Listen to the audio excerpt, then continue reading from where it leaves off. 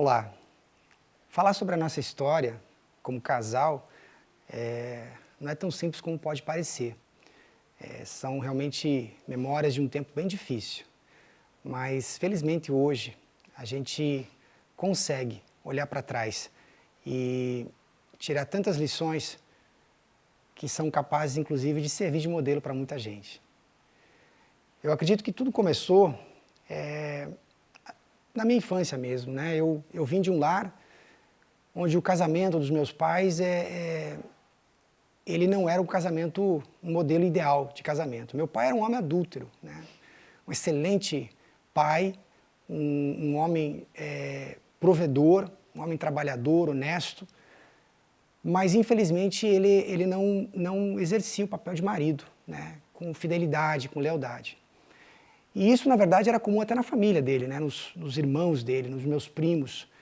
E, de uma forma ou de outra, a gente acabou assimilando esse modelo de traição, de adultério, como algo normal.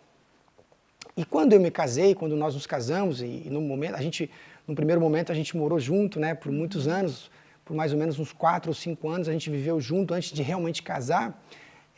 Mas mesmo assim, vivendo uma vida plenamente conjugal, com todas as implicações, né, sociais disso, eu não consegui perceber que eu estava sendo igual ao meu pai, que eu estava fazendo as mesmas coisas. E por não perceber isso, eu obviamente não tinha nenhuma motivação para mudar nesse sentido, né? Porque para mim o casamento era aquilo, né? Então eu frequentava ambientes que não eram mais de um homem casado. Eu vivia uma vida que não era condizente com a de um homem casado. E por não achar que eu precisava de ajuda, obviamente eu não ia atrás dessa ajuda. Até um ponto onde o nosso casamento chegou no limite, né? Onde as minhas traições elas ficaram absolutamente evidentes, eu já nem me dava o trabalho de esconder certas coisas. E eu mesmo já estava disposto a me divorciar. Na época nós tínhamos o nosso filho pequeno, ele tinha 4 anos, 3 para 4 anos de idade. E nesse momento a gente foi convidado para fazer um curso de casais. Uhum. Eu queria muito fazer, sim, né? Mas eu não estava nem um pouco disposto, né? Até porque eu achava que não, a gente como um casal, a gente tinha brigas, a gente tinha problemas, mas quem não tem, não é verdade? A gente tinha as nossas questões, mas isso faz parte da vida de casal. E eu, obviamente, tentei fugir desse convite. E a principal desculpa que eu usava na época, eu estava para concluir a minha formação como médico ortopedista e eu tinha sido... eu tinha ganho uma bolsa de estudos para fazer a minha subespecialização nos Estados Unidos e eu dependia de um processo de imigração, porque era um visto diferenciado, porque eu ganhava uma bolsa lá. E nós estávamos nesse processo todo e por muita insistência desse outro casal que nos convidou, eu acabei aceitando porque eu entendi que a gente não ia terminar o curso de qualquer maneira. Eu acreditei que esse processo de imigração ia ser rápido, né? E talvez 2 ou 3 semanas eu me livraria disso. E por uma educação, né? Porque o sujeito era amigo nosso e muito próximo, insistiu muito, demais, né? E eu já não tinha mais como dizer não, acabamos aceitando. Uhum. Bom, enfim, esse curso foi realmente um divisor de águas, foi um antes e um depois. Porque já na primeira aula, né, eu percebi quase que como até achei que estava encomendado o curso, né? Achei que a Débora tinha combinado ali com as pessoas, porque, meu Deus, eles estavam falando de coisas muito pessoais. Na verdade, não, né? Eu é que, popularmente falamos, né, vestia carapuça. Porque, na verdade, os problemas de casamento só mudam de endereço. Né? Geralmente, são os mesmos pontos. Exatamente. Na segunda ou terceira aula, não me lembro exatamente, algumas coisas assim muito profundas foram faladas, foram trazidas, né, à tona ali, era o tema, e eu me senti tão incomodado, tão confrontado com aquela verdade, eu me vi realmente desnudo, né? Eu me vi o quão ruim, o quão mau caráter eu vinha sendo ao longo dos anos. Isso ninguém disse para mim de uma maneira pessoal e direta, né? Eu caí em mim, eu percebi isso através da exposição daquelas coisas. aquilo foi tão forte, tão duro para mim, que eu me levantei no meio da aula, era uma mesa onde nós estávamos em 5 ou 6 casais, e eu levantei simplesmente no meio da aula e saí, fui embora. Eu saí e fui embora a pé para casa. Como que não suportando aquilo. Eu não aguentava ouvir tudo aquilo, a verdade era muito dura. Né? E eu fiquei sozinha, não sabia o que fazer, perguntei ao pessoal, escuta, o que eu faço? Vou atrás ou eu fico escutando, né? E eles me orientaram a seguir ele, ir atrás dele. E eu encontrei ele caminhando na rua, à noite. E peguei ele, né, no carro, e então nós conversamos. Então foi um processo, aquele curso, né? E naquele momento em diante, eu comecei a perceber a dificuldade que eu tinha de me olhar no espelho. Sabe quando você começa a se dar conta da pessoa que você é, da pessoa que você está sendo, né? E especificamente naquele caso ali como marido. Né? O que eu estava esperando? Eu percebi o rumo que o meu casamento e naturalmente a minha vida estava tomando pelas minhas escolhas. Por aquilo que eu estava optando fazer, escolhendo fazer, o estilo de vida que eu estava levando. E ao longo das aulas, eu não preciso dizer que a gente voltou, né, na semana seguinte e me desculpei com o grupo, enfim, a gente seguiu e talvez por uma providência divina, o universo conspirou a nosso favor, eu não sei, o processo de imigração levou muito mais tempo do que eu esperava. Foram, na verdade, 3 meses. E a gente acabou se formando, a gente acabou terminando as 12 ou 13 semanas de aula, a gente foi na formatura. E aquilo foi muito impactante, porque ao longo das semanas, nós dois, né, eu nas minhas questões e a Débora, obviamente, nas questões dela, fomos sendo trabalhados individualmente e tivemos a possibilidade de ir ajustando o nosso casamento. E num determinado momento, eu cheguei para ela e falei, meu amor, eu preciso te contar algumas coisas. E eu não quero dizer aqui que isso é uma regra, que realmente a gente deve fazer isso, né? Expor e trazer à tona todo esse passado, confessar, né, os pecados dessa maneira. Mas de alguma maneira eu me senti motivado a isso e eu posso dizer que foi o que fizemos. Eu falei para ela que nós estávamos nesse processo e eu sentia, né, como que a necessidade de começar a reescrever uma nova história e, portanto, eu precisava encerrar essa história, eu precisava passar uma linha nisso e, portanto, eu precisava contar para ela. E disse para ela que eu queria me preparar para isso. Bom, finalmente o visto saiu, nós estávamos já planejando a data da viagem e nesse momento a gente viajou, a gente fez uma viagem para a casa da minha irmã, uma das minhas irmãs, e na verdade eu fui me despedir dela, porque ficaríamos 1 ano fora do país e quis passar esse tempo, alguns dias com ela lá para a gente se despedir. E foi exatamente lá, né? Foi numa madrugada, uma madrugada, né? que tudo, né, a casa estava em silêncio, tudo tranquilo, a gente estava num momento bem sossegado, expectativas de uma nova jornada num outro país, né, planos, sonhos, e eu senti que aquele era o momento. E, de fato, nós conversamos aquela noite. E foi um momento de confissão. Muito difícil. De um para outro. Muito difícil, nós contamos. Principalmente dele para mim. Contamos tudo, né, a respeito, né, de momentos, de pessoas, situações. E eu posso dizer para você assim, que não foi fácil, né? Porque é como se obviamente para ela, com certeza, ela vai falar, foi muito difícil também ouvir, mas o falar era como que eu ia percebendo, né, toda a sujeira que eu trouxe para dentro do nosso casamento, toda a mentira, sabe, toda a cafajestice que eu fui capaz de produzir dentro das nossas vidas. E isso me fez muito mal, né? Foi um momento assim de muito quebrantamento e eu realmente, né, me sentindo muito arrependido do que eu fiz. Eu pedi perdão para ela. E eu acho que esse é o grande ponto, sabe? O arrependimento que produz essa necessidade de pedir perdão, né? Porque o arrependimento, exatamente na palavra, no grego, a origem original, a metanoia, ela tem a ver com mudança de mente, ela tem a ver com uma mudança, uma necessidade. Que quando eu me arrependo de algo, eu estou num novo caminho, eu mudei a minha mente, eu não quero mais seguir nessa linha. Eu acho que isso fica evidente, né, no momento que a gente pede perdão, né? Não é algo assim do tipo, aí, desculpa, aí foi mal, não vou fazer mais, né? Algo como a gente pisa no pé de alguém, ou a gente, sei lá, derruba algum tipo de coisa na roupa de alguém, aí, opa, foi mal. É um arrependimento profundo mesmo. Realmente isso ajuda bastante. Mas eu digo para vocês que não é suficiente. Nós fomos dormir naquela noite, ele provavelmente muito aliviado, né, por ter contado tudo. Sim, é como se tivesse tirado um piano das minhas costas, né? Só que por outro lado, o piano veio para as minhas costas. É verdade. Então, quando eu acordei naquela manhã, eu sentia muita raiva dele, mas muita raiva, porque eu tinha sido muito enganada, né?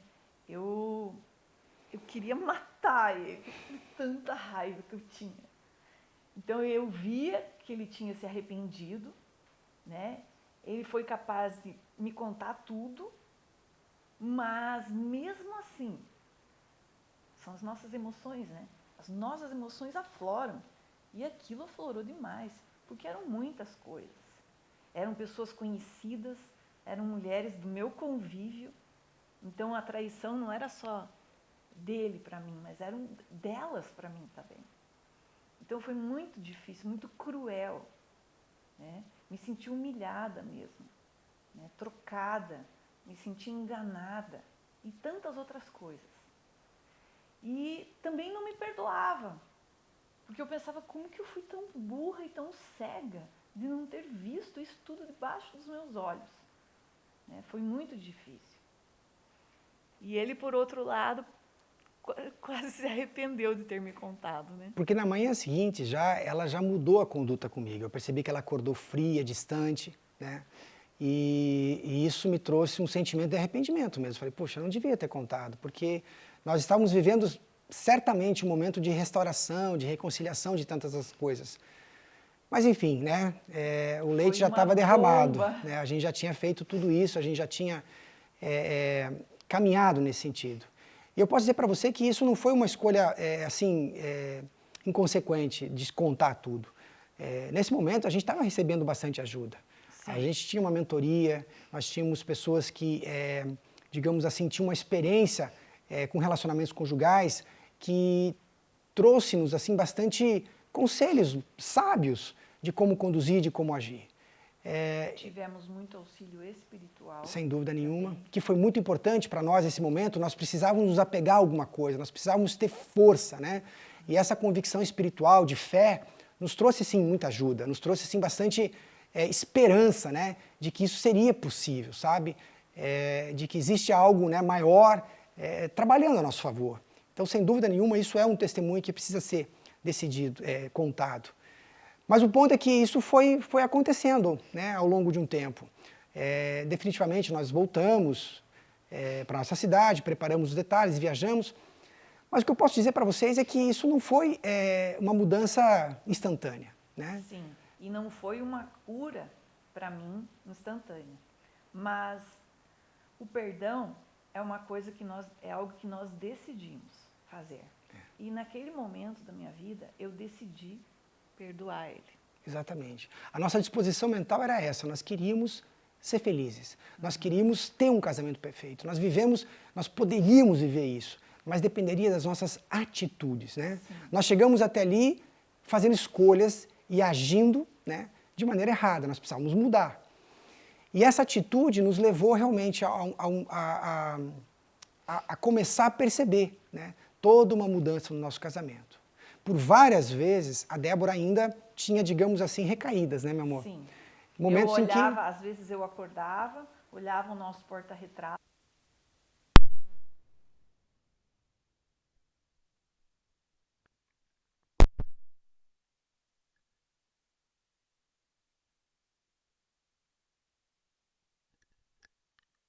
Vamos contar esse processo, né? Aí tá bom. Pode ir. Então conte do retrato. Muitas vezes eu olhava no nosso porta-retrato de casamento e eu pensava, que mentira, isso tudo é mentira. Tudo que eu vivi até agora foi mentira. O que eu vivi que foi verdade? E isso era sentido na maneira como ela me tratava. Então, muitas vezes a gente saía de casa, eu saía de casa de manhã, depois do café da manhã para ir trabalhar, E no almoço ou à tarde, quando eu voltava, ela era outra. Ela já estava fria, distante, agressiva, né? Áspera, as palavras duras. E o pior é quando às vezes eu tinha sonhos. É verdade. Eu sonhava com uma situação e eu revivia todo aquele sofrimento, né? E Samuca, nós estamos filmando. Bom dia. Então vai lá. E eu revivia todo aquele sofrimento, né? Não, Vamos de novo. E às vezes eu tinha sonhos e nesses sonhos eu revivia todo aquele sofrimento. Então eu acordava já diferente. Eu acordava com raiva. Até mesmo muitas vezes, algumas vezes me chutando, né? Eu acordava aos chutes e... Enfim, o que eu pude entender de tudo isso? É que querer reagir nesse sentido contrário não fazia sentido, porque se havia desconfiança, raiva, mágoa, todo esse sentimento contrário, isso existia porque eu coloquei isso ali. Fui eu o autor de todas essas coisas. Então, de alguma maneira, eu sentia que se alguém seria capaz de fazer o contrário, de tirar isso, seria eu mesmo. Então, começamos a fazer compromissos entre nós. Uhum. Começamos a estabelecer que nos momentos em que ela se sentisse arrependida de continuar comigo, ou triste, brava, enfim, qualquer sentimento negativo em relação a nós, a gente precisaria compartilhar isso. Uhum. Ela deveria vir até mim e a gente precisaria conversar a respeito disso. Sim, aí quando eu me sentia assim, ou quando eu tinha um sonho, eu acordava ele, né? Foi esse o nosso acordo. Mesmo no meio da noite. No meio da noite. E ele me pegava em mim e dizia assim, amor, isso é mentira, isso não é verdade. Eu reafirmava o meu amor por ela, né? Eu amo você. A nossa esperança de uma família feliz, de um casamento perfeito, de viver, sabe, essa esperança. A gente relembrava a nossa mente, né? O nosso racional a respeito dessa possibilidade. E novamente, e daí você fazia uma oração comigo para me acalmar. Isso várias vezes durante o dia mesmo, né? Momentos onde ela lembrava, às vezes durante uma viagem, escutava uma música. Lembrava de alguma coisa. E a gente precisava, né, trazer todo esse processo. Agora, claro, né, alguns momentos eu realmente ficava perturbado com tudo isso. Puxa, de novo, né? Será que nós vamos cair de novo? Quantas vezes será necessário isso? E por outro lado, como eu via também o empenho dele em me ajudar, eu não ficava jamais atirando na cara dele o passado. É verdade. Né? Buscando no lixo, né, o que já estava jogado fora. O que já estava... Então, eu não fazia isso com ele. Então, por causa do nosso acordo, nós tínhamos combinado, então eu também procurava, mesmo às vezes com muita raiva, eu não ia catar no lixo para tirar na cara dele. E é interessante que algumas pessoas perguntam sempre a mesma coisa. Quanto tempo levou, né, para que tudo resolvesse? Francamente, eu já tentei fazer essa matemática, mas eu não lembro. Não sei. Eu não consigo me lembrar se foram 3, 6 meses, 1 ano. Mas em algum momento, tudo passou. Tudo foi melhorando. Não que a gente sofreu um processo de amnésia lacunar, no sentido de que a gente esqueceu tudo o que aconteceu. Claro que isso não aconteceu. Nós lembramos disso e estamos aqui, né, compartilhando com vocês. Mas a maneira como a gente interpreta isso hoje... É engraçado porque hoje ainda falávamos no café da manhã que é possível, né, o que gerou tanta tristeza, tanta dor, tanta mágoa, hoje ainda já foi motivo de piada, motivo de risada. Quer dizer, a gente conseguiu transformar, né, o pranto em riso, a gente conseguiu ver isso de uma maneira diferente. Não que a gente fique lembrando disso, não que a gente fique remoendo essas coisas, mas eventualmente uma situação ou outra é muito mais fácil lidar com isso. Sim. Então, em algum momento, né, a gente costuma dizer, não existe uma fórmula, não existe uma regra mágica para o relacionamento. Aplique isso né, de uma maneira ipsiliter e essas coisas irão acontecer. Não. Mas existe sim, né, um processo pelo qual você vai precisar passar. E a proposta é exatamente isso, é introduzir, né, os casais nesse processo.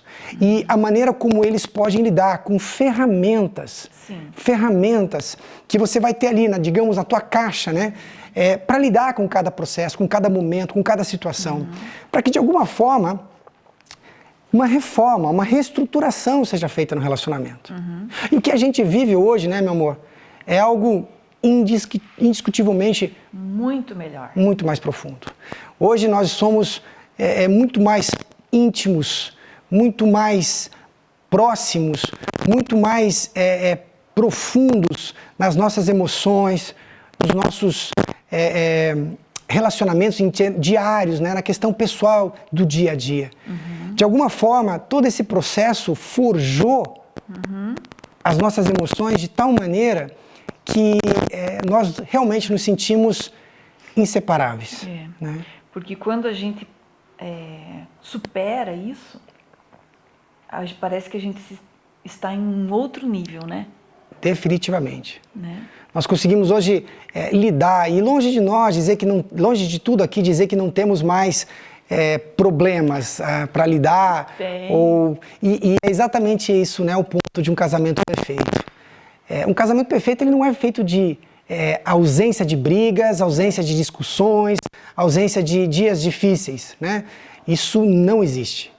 Um casamento perfeito, e isso é um jargão talvez, mas ele é feito exatamente disso, né? Da imperfeição de duas pessoas, mas que decidem viver juntas, que estabelecem uma disposição de nada os separar.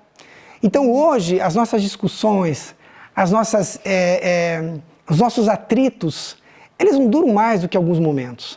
Porque existem ainda. E existem, são né, até certo ponto frequentes, mas hoje a gente consegue lidar isso de uma maneira muito mais tranquila. Não desgasta como costumava desgastar, não consome tanta energia como costumava consumir, né? Dias sem nos falar, dias um tentando provar para o outro o seu ponto, um tentando estabelecer a sua razão, né? E hoje a gente consegue, de uma maneira muito mais tranquila, né? E às vezes até engraçada, resolver os problemas, lidar com isso, porque a nossa vontade é viver bem. Sim. A nossa vontade é viver um casamento perfeito. E é isso que a gente quer. Isso aí. Para todos os casais. Eu vejo assim que essa área, principalmente do perdão, é como uma ferida. Né? Naquele momento que ele decidiu me contar tudo, essa ferida foi, digamos assim, como quando você vai num pronto-socorro, o que acontece? A primeira coisa que eles fazem é lavar a ferida. Né? Eles esfregam, né? Colocam um remédio que dói e você esfrega. Então, aquele momento que ele me contou tudo foi uma limpeza. É verdade. E doeu muito. Né? Então, esse momento de esfregar doeu muito. E expôs a ferida. E ela sangrou mais ainda. Mas só fazendo assim, foi capaz de limpar tudo. É verdade. Né?